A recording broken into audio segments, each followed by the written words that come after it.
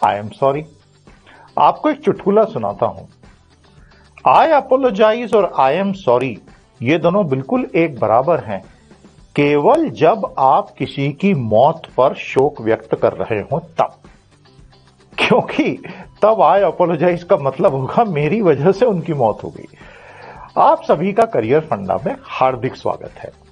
अंग्रेजी ग्रामर सीखना लोगों को बड़ा बोरिंग लगता है, लेकिन अगर उसे हंसते खेलते सीखा जाए तो काफी हद तक वो इंटरेस्टिंग हो भी सकता है। आज मैं आपसे बात करूंगा प्रेपोजिशंस पे। जैसा आप देख रहे हैं, अंग्रेजी भाषा में ऐसे सैकड़ों शब्द हैं जो किसी नाउन या प्रोनाउन के पहले लगाए जाते हैं उनकी पोजीशन या लोकेशन समझाने के लिए। About, above, across, around, beneath, beside, जैसा आप देख रहे हैं अभी, considering, despite, for, from, in, out, through, toward, underneath, within, without, ये सब प्रेपोजिशंस कहलाते हैं। उसी तरह पोस्ट पोजिशंस भी होते हैं, लेकिन प्रेपोजिशन जो होते हैं ये किसी नाउन या किसी प्रोनाउन की ठीक पहले बैठकर बताते हैं उनकी पोजीशन, उनकी लोकेशन, उनकी स्थिति के बारे में। तो प्रेपोजिशंस का अध्ययन बहुत मजेदार होता है। जानते हैं क्यों? क्योंकि इसमें लोग गलतियां बहुत करते हैं। आइए हम हमारे आज के पहले 3 प्रपोजिशंस पढ़ते हैं। ये 3 प्रीपोजिशंस हैं अंडर, बिलो, बीनीथ, जैसा आप अभी देख रहे हैं। अब कई लोग इन तीनों को बिल्कुल एक समान ही यूज कर देते हैं, लेकिन हमें यह गलती नहीं करनी है। The cat is under the table, इसका मतलब है कैट की टेबल के साथ पोजीशन बताई जा रही है, एक वर्टिकल पोजीशन या कुछ।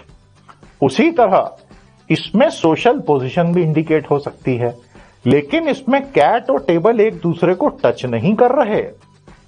बिलो जो प्रेपोजिशन है उसका सेंटेंस देखिए, the sun is below the horizon, तो ये दूर वर्टिकल डिस्टेंस में ऊपर नीचे की पोजीशन बताने के लिए बिलो यूज होता है। या रैंक, कि भाई major general is below general, तो वो रैंक भी बताता, लेकिन वो एक दूसरे को टच नहीं कर रहे होते फिजिकली। और तीसरा है बीनीथ, यहां पर वो टच की बात आ जाती है। The treasure was buried beneath the sand, वो खजाना रेत के नीचे दबा, तो रेत के साथ टच हो रहा है ना। तो कोई चीज जब छुपी हुई होती है या फिजिकली किसी के नीचे होती है और उसमें टच होता है तो वहां बीनीथ होता है। अंडर, बिलो, बीनीथ, इन तीनों में अगली बार गलती ना हो। मजा आया आपको? हमारे अगले जो 2 प्रेपोजिशंस हैं वो हैं फॉर एंड सिंस। बहुत गलतियां करते हैं लोग इसमें, लेकिन आप आज के बाद नहीं करेंगे और आर्टिकल पूरा पढ़िएगा, उसमें और भी बहुत कुछ है, शेयर जरूर कीजिए। I have been studying French for 3 years now, ये आप कब बोलोगे? जब आपको यह बताना है कि देखो टोटल 3 साल हो गए।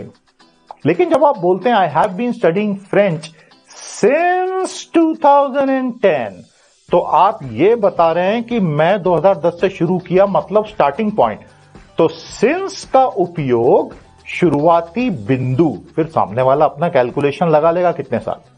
और फॉर का मतलब है टोटल समय की अवधि। यह बहुत बड़ा अंतर है, लेकिन कई लोग फॉर और सिंस को एक समान ही लगा देते हैं। आप ये गलती ना कीजिएगा।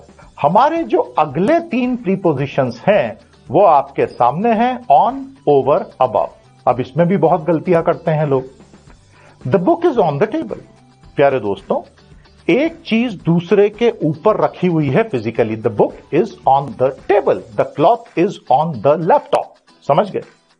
जब मैं कहता हूं the plane flew over the mountains, इसका मतलब एक बड़े एरिया में कुछ स्प्रेड था और एक दिशा में कुछ चलता जा रहा था। वो जो हवाई जहाज था वो पर्वतों के ऊपर से जा रहा था, नेचुरली टच करके तो जाएगा नहीं, मरना है क्या, और एक दिशा में जा रहा था। और ओवर का जो विलोम होता है, विरोधाभासी होता है, वो होता है अंडर, ओवर एंड अंडर। लेकिन तीसरा शब्द है अबव, अबव का उल्टा होता है बिलो। अबव में हम कहते हैं the plane is flying above the city, मतलब किसी एक लोकेशन के ठीक ऊपर, बीइंग ओवर समथिंग एल्स, इसका एंटोनिम है बिलो। तो ऑन द टेबल में फिजिकल टच हो रहा है, फ्लू ओवर द माउंटेन में ब्रॉड एरिया और एक दिशा दिखती है, और अबव यानी उस शहर के, बिंदु रूपी शहर के ऊपर वो जा रहा था। तो ये इनके बारीक अंतर होते हैं। जब आप अंग्रेजी पढ़ते हैं, अखबार पढ़ते हैं, तो ये छोटे छोटे अंतर धीरे धीरे आप सीखेंगे। समय के साथ इंप्रूवमेंट आएगा। फीडबैक फॉर्म जरूर भरिएगा, आर्टिकल को शेयर जरूर कीजिएगा और मुझे मेरे इंस्टा और यूट्यूब पर फॉलो करें।